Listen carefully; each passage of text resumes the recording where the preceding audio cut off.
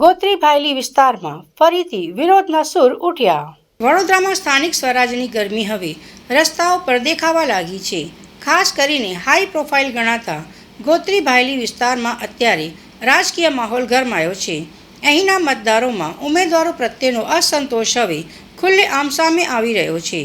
વડોદરાના પશ્ચિમ વિસ્તારમાં આવેલા ગોત્રી ભાયલીમાં આજે સવારથી જ દ્રશ્યો કંઈક અલગ હતા. ઉમેદવાર નીતિન ડોંગા અને અવની સ્ટેમ્પવાલાના ફોટાવાળા પોસ્ટરો પર લોકોએ લાલ શાહીથી ચોકડી મારી તેમને રસ્તા પર ફેંકી દીધા હતા. સ્થાનિકોમાં ઉમેદવારોની પસંદગીને લઈને ભારે નારાજગી જોવા મળી રહી છે. માત્ર વિરોધ જ નહીં પણ આ વખતે આંદોલનમાં આધુનિક ટચ પણ જોવા મળ્યો છે. વિસ્તારમાં ઠેર ઠેર નવા પોસ્ટરો લાગ્યા છે, જેમાં લખ્યું છે કે ક્રાંતિકારી સેનાને ઝેન ઝી લોકોની જરૂર છે.